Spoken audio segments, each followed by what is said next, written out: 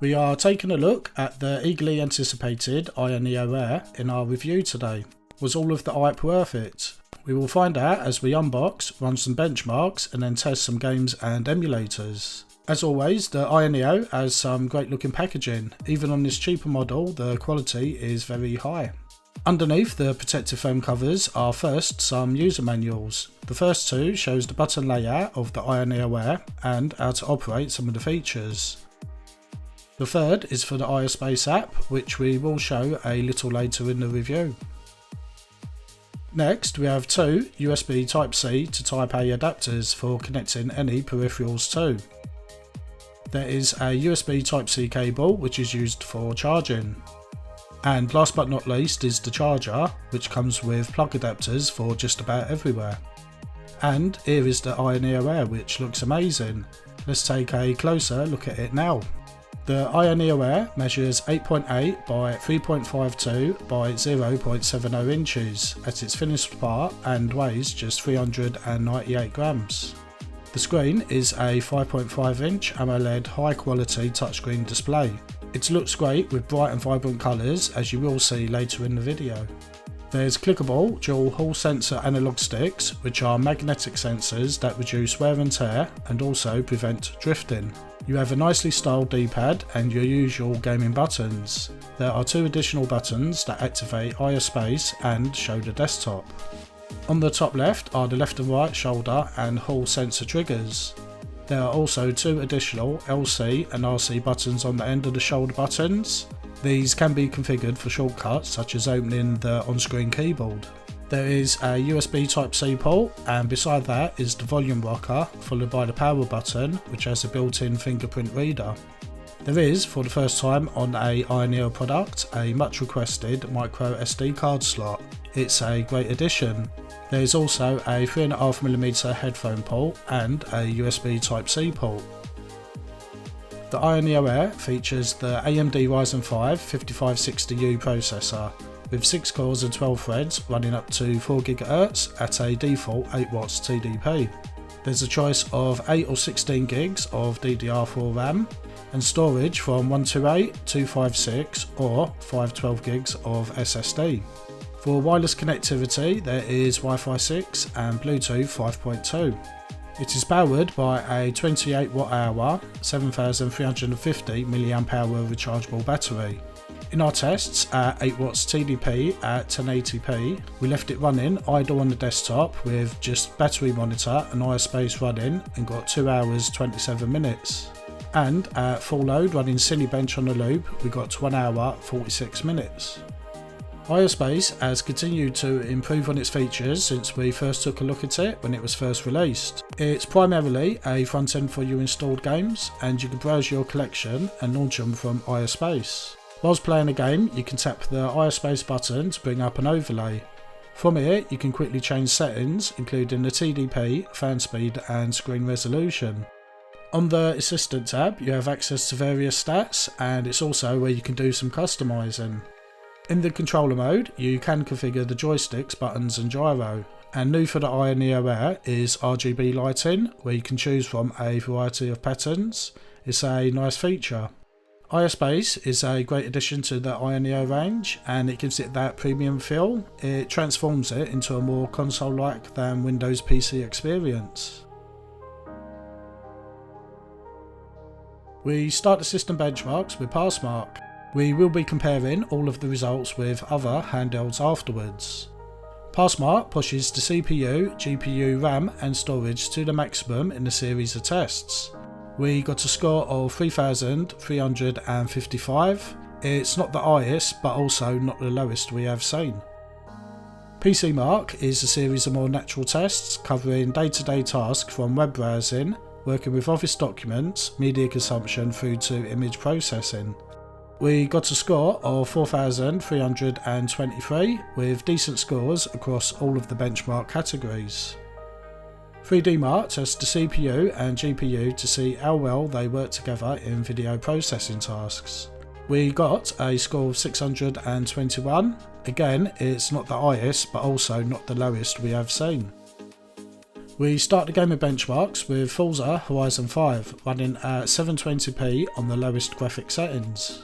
At the end of the benchmark we got an average frame rate of 38. It's quite a bit lower than what we're used to seeing on AYANEO handhelds, but keep in mind that it is a lower performance model.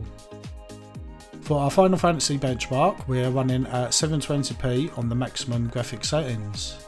We got a score of 2888. It is in the slightly low results category, so dropping the graphic settings down to medium area should be very playable. On Street Fighter V we are running at 720p on the maximum graphic settings. At the end of the first match we get an average of 29.10 frames per second. Dropping the graphic settings to low will get you a solid 60 FPS. For Shadow of the Tomb Raider we are running at 720p on the lowest graphic settings. At the end of the benchmark we get an average frame rate of 25 frames per second. The game would not be very playable on the AYANEO Air. And for our final benchmark we are running Cyberpunk at 720p on the lowest graphic settings. We were not expecting a high frame rate as this is a very demanding game. We got a score of 12.77 frames per second. Let's have a brief recap of the benchmark results and compare them with a lower cost Win 600 and the higher priced AYANEO NEXT Pro PC gaming handhelds.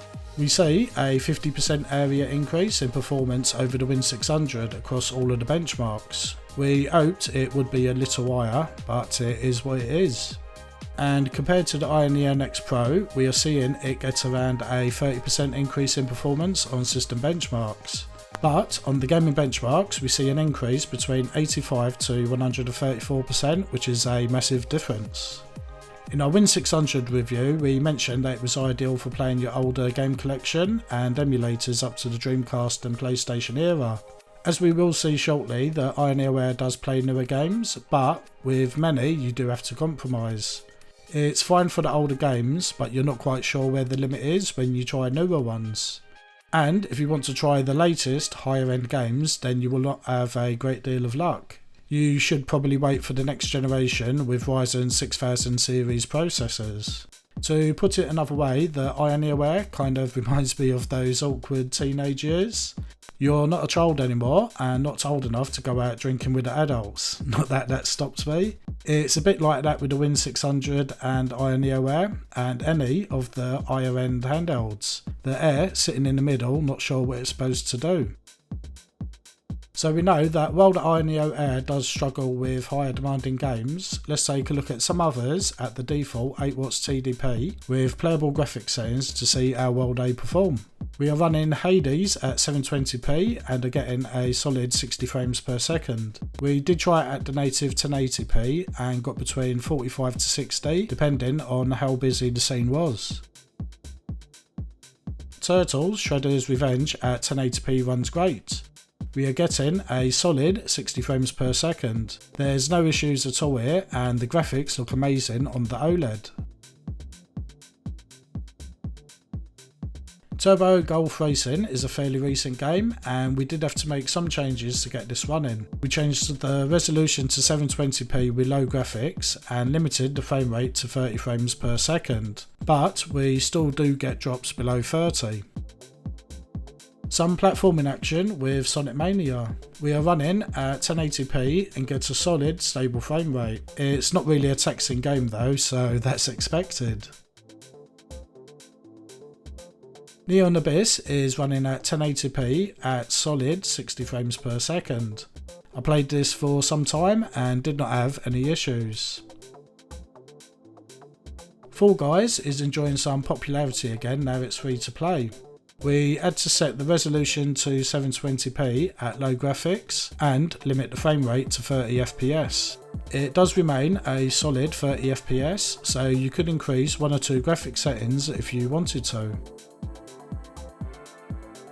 The AYANEO Air is very capable of playing all of your favourite 8 and 16-bit consoles with no problems at all. You can even lower the TDP to save battery life. We won't spend any time looking at those, and instead we will go up through the later console generations to see how well they perform.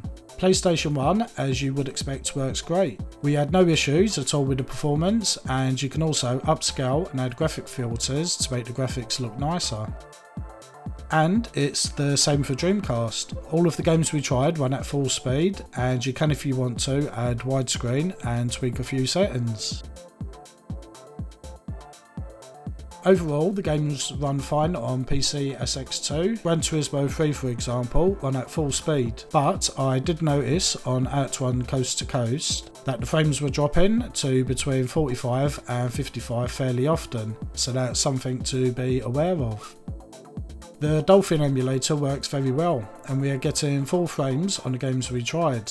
There may be one or two games that run slow, but generally that's the emulator rather than the hardware. For the other console Dolphin supports, we are also getting great results. Sonic Colors is running at full speed. We tried a few other games and overall they ran very well. We did not have a great deal of luck with PS3. We tried a few of our usual games and had to put frame limiters on, but still had fairly poor results. There are some tweaks you can do to improve performance, but apart from some PSN games and lower demanding games, you will likely want to give this a miss. We tried the OG Xbox emulator XEMU, which is still in early development, so games may not work or have issues.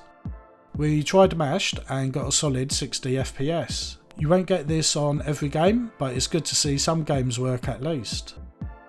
And now onto the PSP. PPSSPP works great. We got a solid 60 frames per second of God of War, so pretty much every other game should work fine. You can increase the rendering resolution, etc. to improve the graphics quality.